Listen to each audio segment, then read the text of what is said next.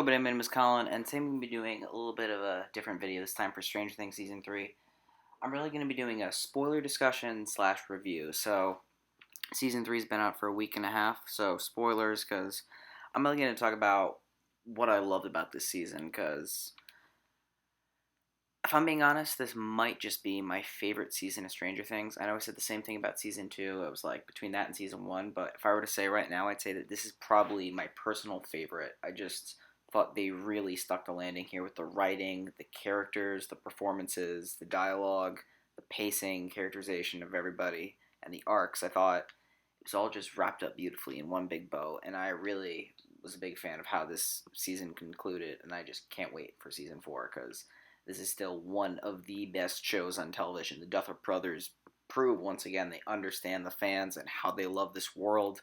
And they give you what you want. That, like, I did love Game of Thrones season 8, but there were certain character things like Bran getting the throne that just pissed me off. I didn't really have anything like that for Strange Things season 3.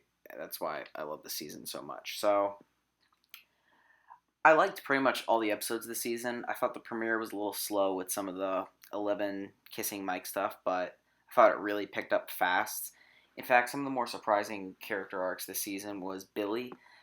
I really liked Billy season 2. I don't know in my original review what I said about him, but I originally didn't think too highly of him, but as I rewatched season 2, I kind of liked his character a bit more. But in season 3, he's really freaking good. I mean, his whole arc there, and the soundtrack this season is really good. The Material Girl song is used very well, and the American Pie song, it was used terrifyingly in that episode 3 and when Billy and I think Heather was her name. I can't quite recall right now, but where she's like beating her parents, that was freaking terrifying. My God. And I just love how they spread up all these characters. So you have that whole one little arc between Eleven, Max, Will, and Lucas. It's like not really one cohesive plot, just kind of a few different things going on. Then you have the whole thing with Hopper and Joyce, with Murray, and I really liked Murray last season as like this weird conspiracy theorist guy, and the actor really elevates the role in what he's able to present. And they capture this Russian, well, he's part of the Russian base, Alexei, and he obviously doesn't want to get killed by the Russians, but he also isn't really a fan of these guys, and he's like asking them for slushies, and I thought that shit was actually really funny, and I thought it was really well written.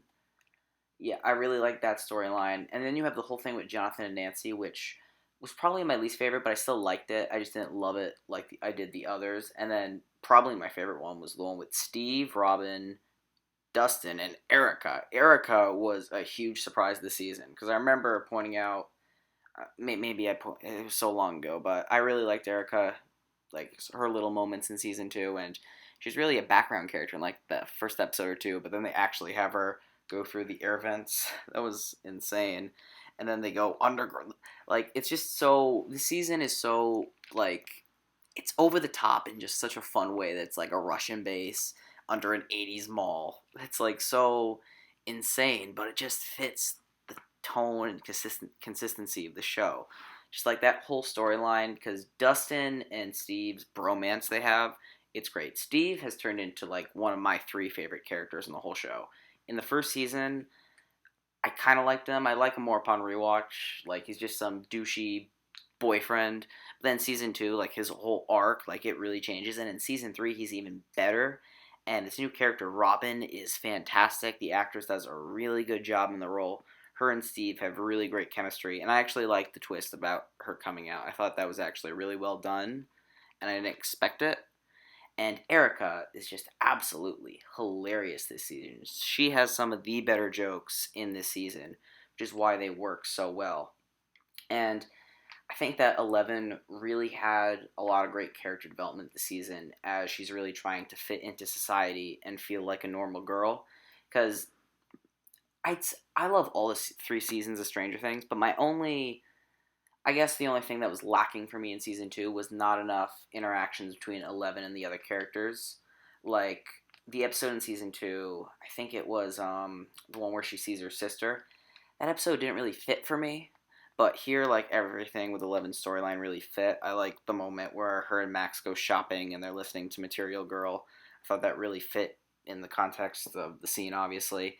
And then she literally tells Mike, "I dump your ass." All that stuff's hilarious. And her battles with, like, Billy and, like, how she tries to channel his flashbacks, like, that was great.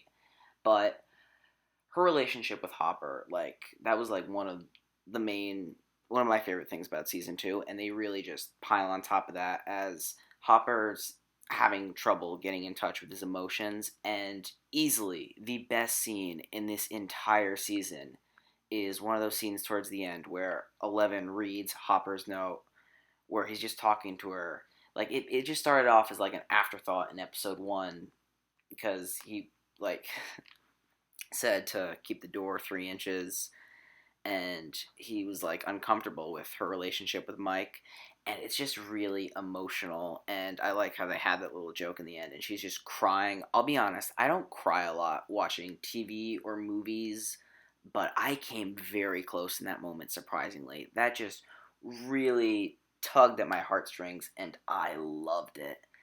Man, it was just, and again, Hopper's death, it's like, it's the perfect sacrifice, and I really can't wait to see what they do with that because, yeah, I just love how this season really improved on certain characters that weren't your favorite and just made them fan favorites. Like Max, she was great in season two, but she meshes in so well with the new cast, and I actually really like her friendship with 11 this season. I thought they worked really well together, and all that character work there worked really well. But yeah, they really hit it out of the park with season three. My only one minor issue, not necessarily an issue, but something that's there. They have this little weird storyline in the first episode where Billy's a lifeguard and Mrs. Wheeler, which is Nancy and Mike's mother, she kind of almost they kind of set up a date, and she obviously ends up not doing it because she has a family and she ends up not doing it. But it didn't really go anywhere.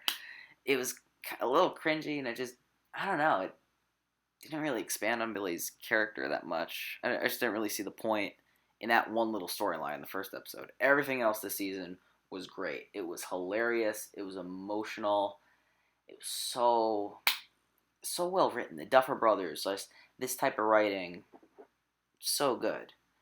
I can't wait for season four, guys, because this is just high quality television for me. Netflix, they don't have too many great shows, but this is definitely my favorite. And as for that last scene where you see the Russian guards are instructing to feed a prisoner for the captive Demogorgon, and they say it's not the American, a lot of people are saying that could be Hopper.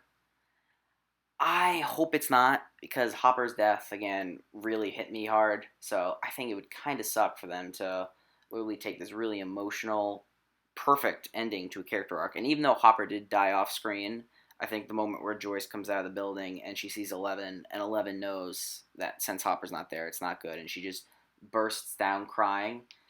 I just think it would be kind of a cheap shot to bring Hopper back to life just for the sake of it. You know, because Hopper's whole character, he was like a father figure to 11, and that scene, man, I could talk about that scene days on end, because I love that scene so much. It's so emotional. And, yeah, I'd say that, another little complaint, Will, they're kind of having trouble fitting him in, you know.